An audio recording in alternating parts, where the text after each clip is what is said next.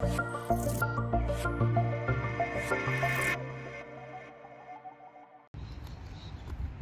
was a bit of a deflation that came with the realization that it was no longer something that was a possibility. It wasn't on the horizon. It was a definite no. For many male couples, surrogacy is becoming a harder option.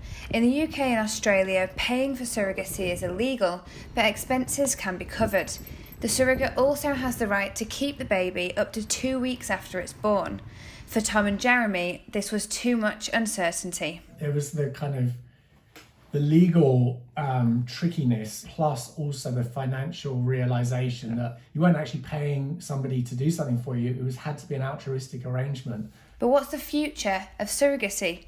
And could we turn to machines to grow our babies for us? A full artificial womb, also known as ectogenesis, is a long way off, but a small number of academics are already considering the ethics behind this technology and what it means to surrogacy. We're socially caught between a rock and a hard place where we don't want to be paying women to do this work that we think is kind of non-commodifiable. It's beyond monetary value, but we would also be weirded out by something else doing it. Like, we want women to do it. We just don't want to have to pay them. There are groups of people that because of biological or social reasons cannot reproduce, and ectogenesis is one of these assisted reproductive technologies that enables these people to reproduce.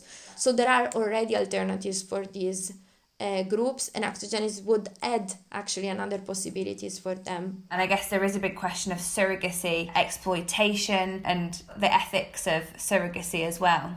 With gestational surrogacy, one of the main criticisms is that people like commissioning parents are usually quite from wealthy countries. They can afford it, they can travel abroad to, or also do it also in countries that is allowed. They can also do it domestically. Whereas gestational surrogate, especially from second and third world countries or the global south, they are sometimes in a less, they have less bargaining power than the parents because of, like, for example, cultural barriers. They cannot speak English, they don't understand the contract.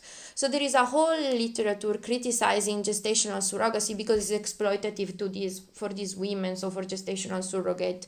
In law, a person is legally a mother if they are the person who gave birth to a individual. If we have technology that can grow people from scratch, who legally is the mother? It's not legal in this country and in lots of places around the world to test on an embryo from 14 days. And then we don't really know what the process of embryogenesis, so that's an embryo turning into a fetus, really looks like, and how we would be able to support that ex utero.